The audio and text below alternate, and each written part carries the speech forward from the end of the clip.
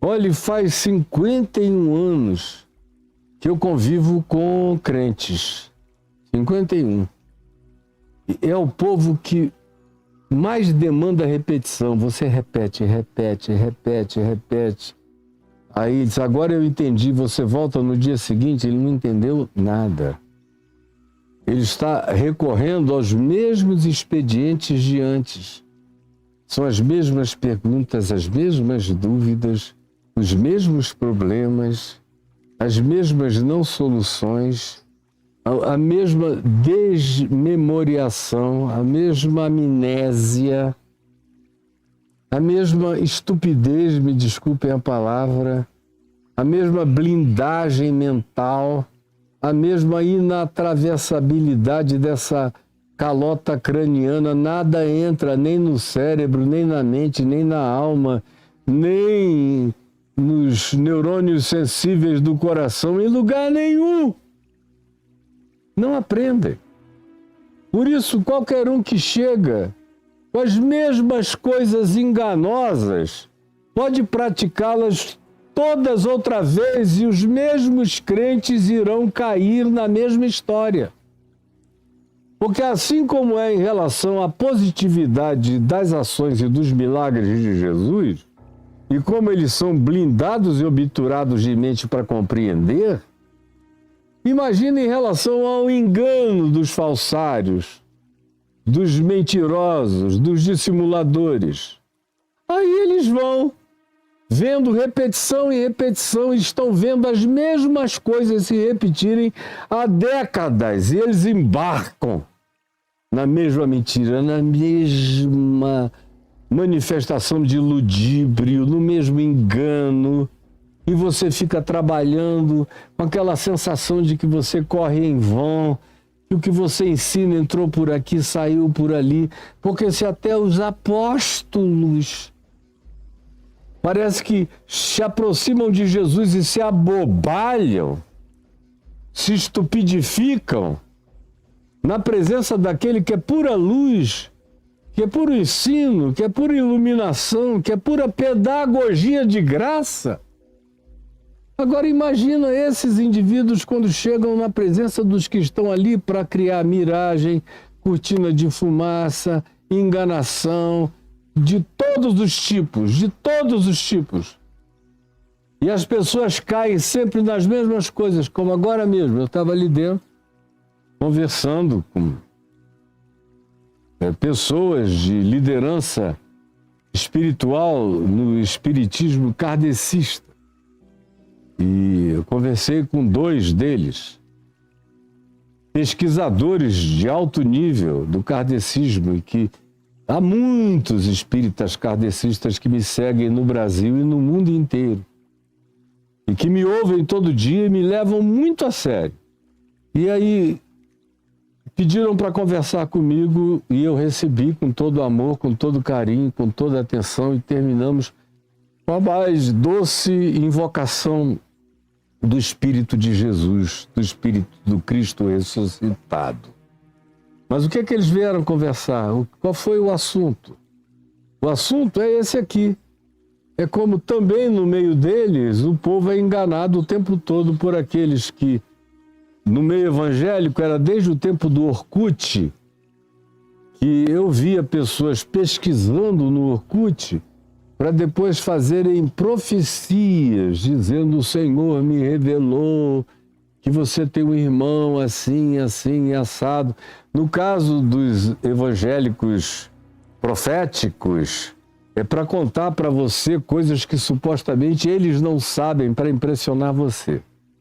No caso dos médiuns espíritas que estão ali para enganar as pessoas, sem nenhum interesse sincero em ajudar ninguém, são consolações mentirosas e enganosas, é a mesma coisa, só que há uma pesquisa, e hoje em dia, inclusive, com aparatos de aplicativos que pesquisam quem você der o nome na rede social e te fazem uma síntese de todas as coisas importantes do avô, da avó, que dia morreu, quando morreu, como morreu, do pai, da mãe, dos irmãos vivos, dos irmãos adoecidos, dos amigos que morreram, como morreram, enfim, aquele pacotão. Aí vem a médium. Hoje a gente conversou sobre uma pessoa que trabalha aqui no centro da República, no Palácio do Planalto, com mais de 1 milhão de seguidores, e que vai enganando as pessoas com esses aplicativos e falando de maneira muito mais perversa ainda, porque é dando mensagens de filhos, de filhas, de parentes mortos. E esse é um negócio que tem uma recorrência, uma repetição tão grande entre evangélicos, entre espíritas, entre candomblecistas, entre umbandistas, entre os grupos dos mais variados. É a repetição, é o mesmo script de enganação, transposto de um lado para o outro apenas com aplicações que, nesse caso, me parece ainda mais perversa, porque fica enganando senhorinhas e velhinhas e avós e mamães e papais, dando recados dos filhos falecidos. É muita perversidade. Mas fazem. E as pessoas caem. E tem um detalhe. Não adianta você ir mostrar que aquilo ali é enganação, porque eles não acreditam. Eles estão naquele espírito negacionista. Se eles admitirem que aquilo é enganação, eles admitem que a consolação que veio para o coração deles era mentirosa.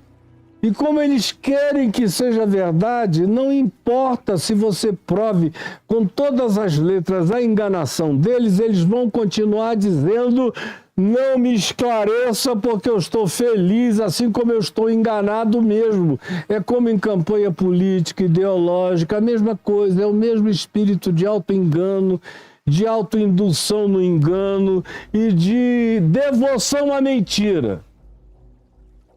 Pois bem, voltando aqui ao texto, vocês vejam que são os apóstolos, são os que andavam com Jesus, que não aprendem também nunca. Já é a segunda vez a mesma história, o mesmo script, o mesmo screenplay, o mesmo filme.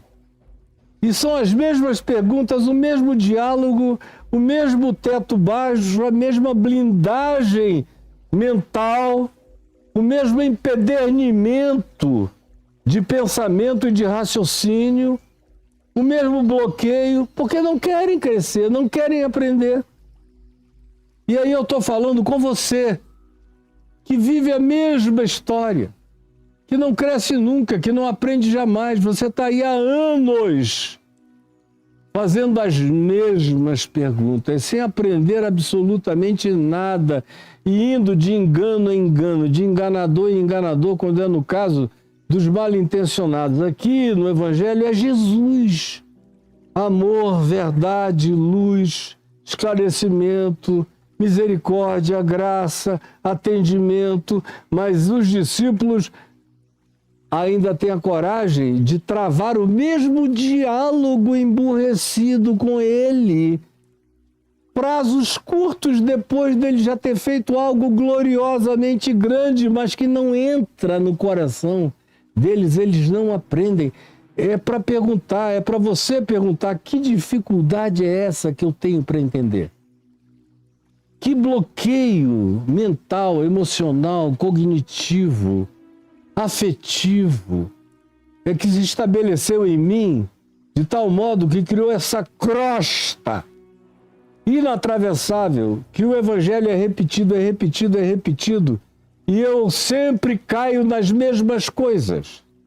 É para você se perguntar que eu estou aqui dizendo tudo que eu estou dizendo, para ver se existe ainda alguma salvação para a tua mente, antes que ela se torne totalmente entorpecida, e para sua lavagem cerebral, antes que ela fique irreversível. Preste atenção, por favor.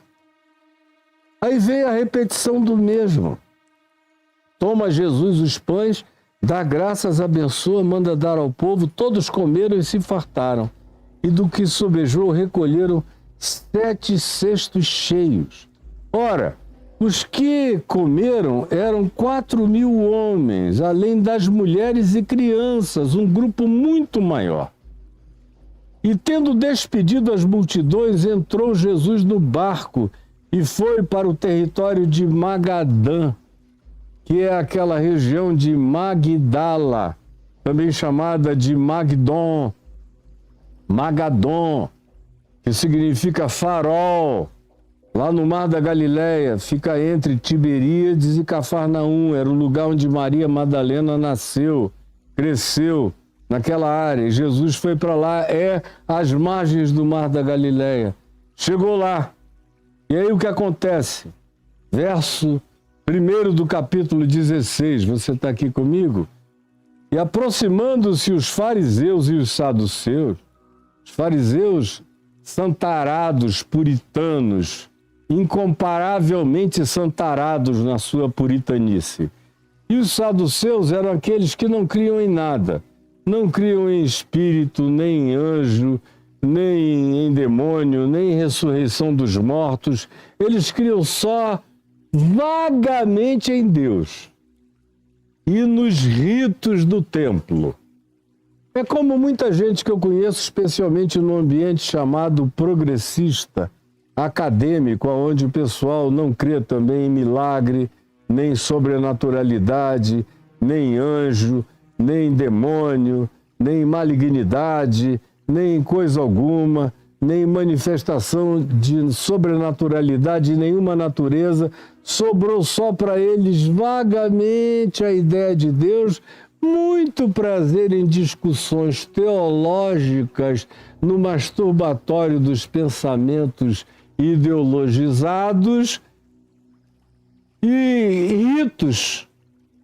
Eles vão a cultos, eles dirigem cultos, eles cumprem tabelas religiosas, como os saduceus, que na maioria deles eram sacerdotes do Templo de Jerusalém.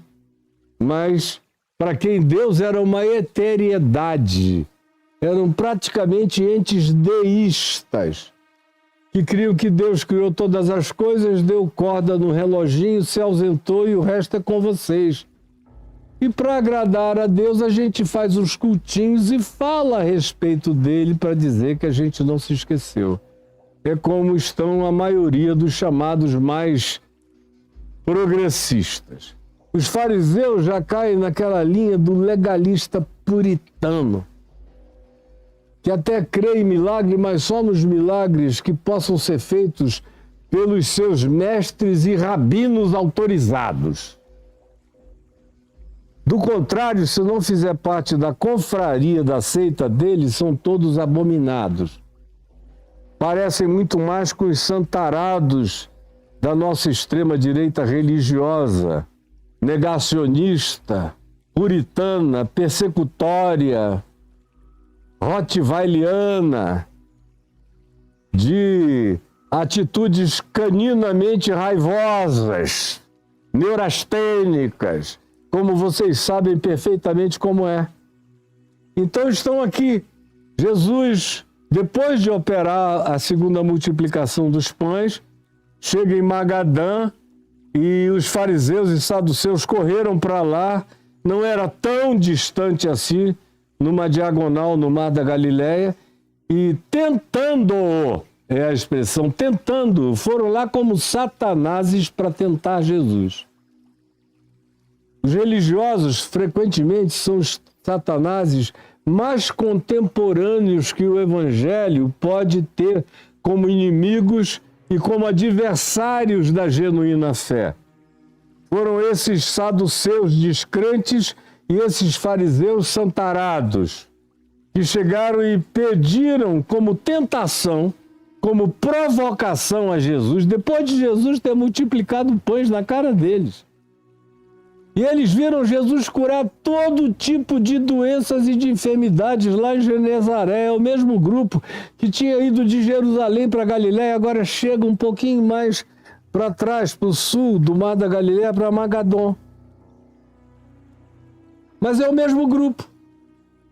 E não adianta fazer milagres para esse pessoal, o coração deles está fechado. Não é através de curas, milagres, realidades perplexantes, de nada disso. Eles já estão predeterminados a não crer. Já está predefinido. O coração deles já está endurecido. Então, como tentação, como os diábolos, como satanases humanos de Jesus, pediram-lhe que mostrasse-lhes um sinal vindo do céu. A diferença é vindo do céu. Não, a gente já viu sair de dentro da matéria pão, peixe, textos sobrando, realmente é estupefaciente. Milagres, braços crescendo, olhos aparecendo, audições surgindo, gente doente de todos os níveis sendo curada. Agora, a gente quer ver é um sinal do céu. A gente quer um OVNI de anjos descendo aqui na nossa cara. A gente quer ver um ser de relâmpagos descendo. A gente quer uma nuvem falante, dançante e requebrante, nos falando em hebraico castiço. Quem tu és? A gente quer um sinal do céu. A gente quer um contingente de anjos descendo e aplaudindo e te elogiando acima de todas as coisas. Aí a gente vai crer em ti. Mentira, mentira, mentira, mentira. Eles são só diabos. É uma tentação. São diabos humanos. São os satanases da religião. É mais um argumento para não crerem no óbvio, no claro, no explícito, no inquestionável, no absolutamente manifesto. E que eles não querem acolher porque o coração deles está pedrado, endurecido e inatravessável. Não é pervadível. Eles são seres implacáveis. É isso que são. O resto é apenas argumentação para tentarem criar tentações para Jesus, para ver se Jesus se submete aos caprichos deles. E eles sabem que Jesus não vai submeter-se. Eles querem apenas mais um argumento de dissidência. É só isso que esses líderes religiosos buscam.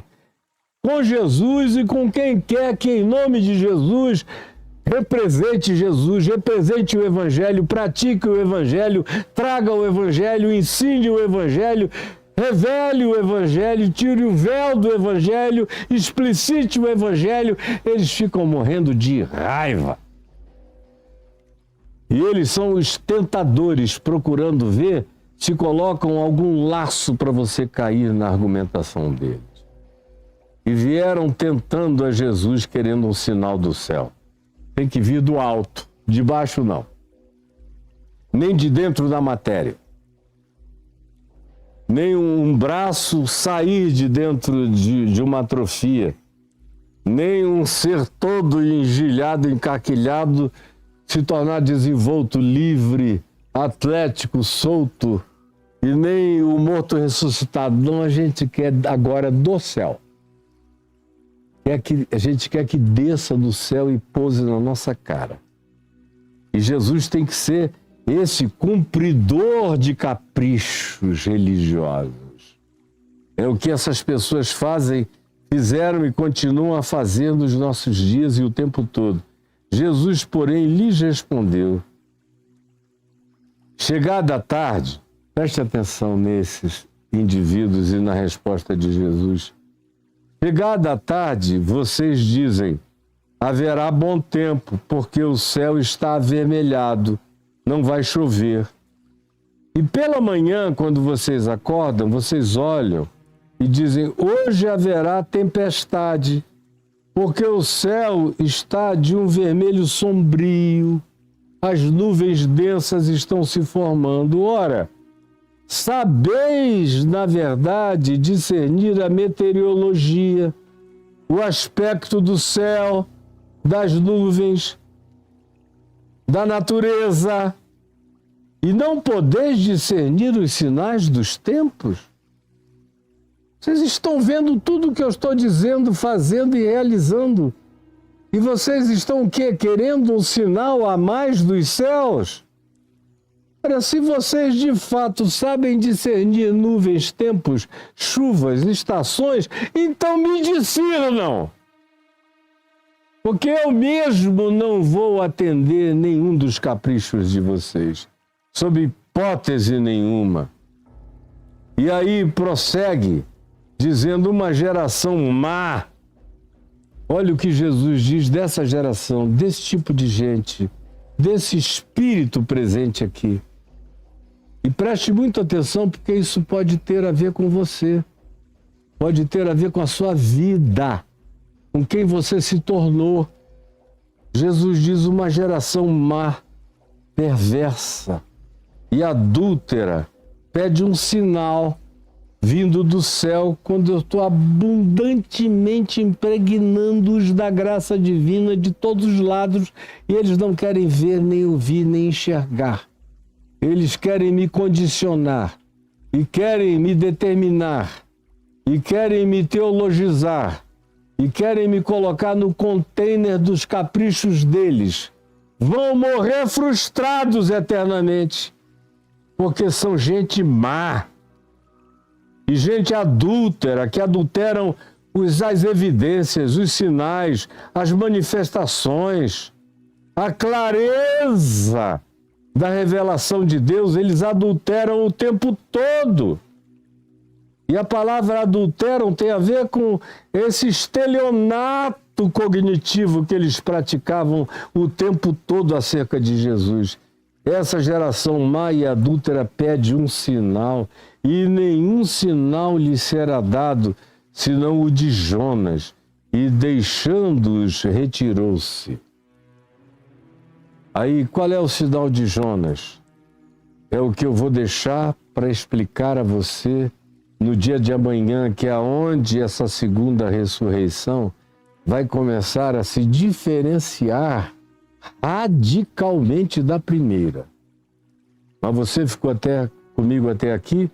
Você vai voltar amanhã, na quarta-feira, onde a gente vai começar a entrar na diferenciação, que começa com o sinal de Jonas, e aí entra na política e na religião, no fermento de Herodes, no fermento dos fariseus, que Jesus diz que causa inchaço, que inibe o desenvolvimento mental, cerebral, espiritual, que acachapa o potencial da compreensão, esmaga tudo para um lugar que já não é mais nem coração na gente.